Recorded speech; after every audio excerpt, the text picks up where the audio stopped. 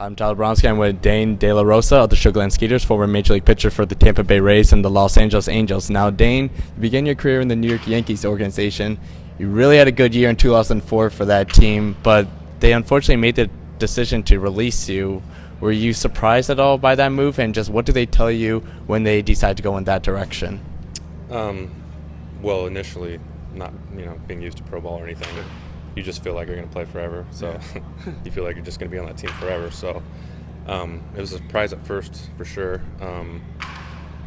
But it's kind of, after talking to everybody, it wasn't expected. It was just something that more than likely was going to happen since it was a low draft pick, and had some injuries early to start. So yeah, it was weird being released and then all of a sudden trying to find a job. So yeah, sure. Now after the Yankees, that's when you started your indie ball career a little bit. You even played for teams that don't even exist anymore. Teams like the Victoria Seals, the El Paso Diablos, Orange County Flyers. I feel like I'm missing one, but Yumi Scorpions, bunch of those teams. So can you speak to me about kind of the grind of playing for places like that, and just how that translated into your love and dedication to continue playing professional baseball? It was just always something that I knew I was going to do. So as far as a career, I knew I just had to keep going, and eventually I'd get my shot or get a break or something. So just kind of in the back of my mind, I always kind of knew that I was going to do something. So just to keep going was kind of easy. I was single, I was still pretty young, so it was just something I really wanted to do. Absolutely. Now, you played for the Southern Maryland Blue Caps in this league way back in the day a little bit.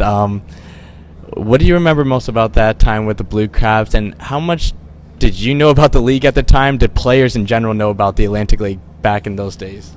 Well, the league's always been good. Yeah. Back in the day, I didn't know a whole lot because I was mostly focusing on playing affiliated baseball. Yeah. So I had no idea about independent leagues or anything like that. So I'd been contacted by a friend saying, there's other places you can play.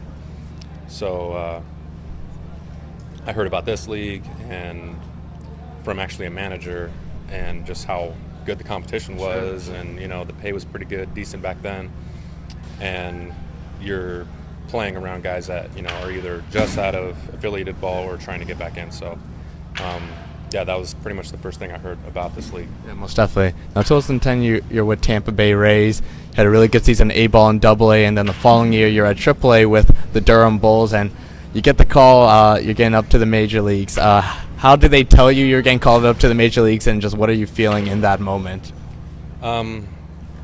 All a blur, because obviously when you get the call, you obviously get 50 other calls from family members and all that, and it was actually my wife's birthday weekend that I got called up, so that was cool. And being really nervous, obviously, and just wanting to do well and stay. So yeah, it was. I remember little bits and pieces, but it was really all a blur. Sure. It happened so fast, but it was great. Yeah, definitely. Now, your debut was in Tampa against the New York Yankees. You come in relief for David Price, and first guy you face, Mark Teixeira, you strike him out. Are you full of adrenaline at that point, and just anything running through your head at that point, or you're locked in?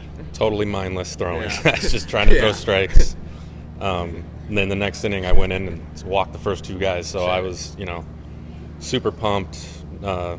Just happy to be there and trying to, throw as hard as I can. Yeah, right. But yeah, it was cool. Absolutely. You joined the Los Angeles Angels organization, and that 2013 season, that's when you really got your first extensive stay in the major leagues. You're there pretty much the whole season. What's that like, living the major league lifestyle? I mean, you're not eating peanut butter and jellies every day, riding 6-hour bus rides. So, talk to me about the lifestyle a little bit. It was great, and especially being at home, being with the go home, and be with my family and see all my friends all the time, and that was, a dream come true, just to play in the big leagues, let alone be at home. So it was great. It was a dream season. Yeah, absolutely. Now, for fans that haven't seen you pitch before, what would you say is your pitch repertoire? What do you throw? What in your opinion makes you so effective and a tough guy to beat?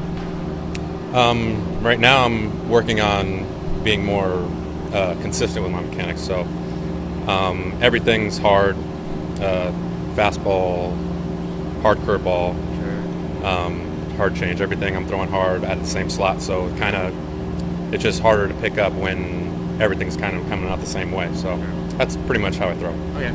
Now you're currently with the Sugar Land Skeeters in the Atlantic League. Like I mentioned, you played in this league back in the day. Is it kind of like deja vu for you to be back 7-8 years later? And just what are you trying to hope to accomplish here in Sugar Land? It's definitely deja vu. Like I told you earlier, this is the first place I actually played in the last time I was here. So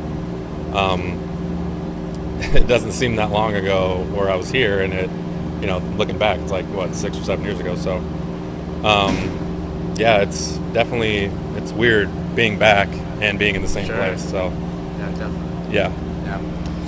Final question for you, kind of like rapid type fire questions. Favorite Major League ballpark for you? Any that stand out?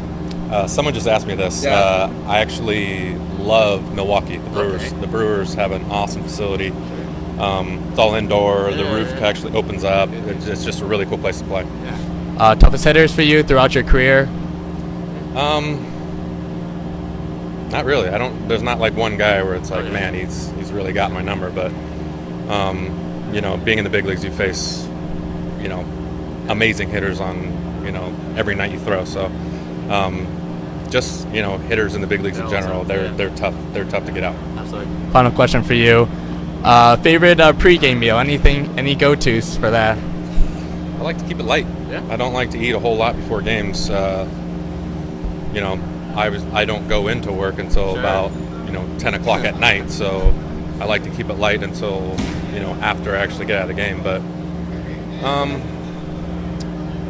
coffee. I like eating coffee. Yeah. All right, Dane. Appreciate it. All the best to you this season. Appreciate it.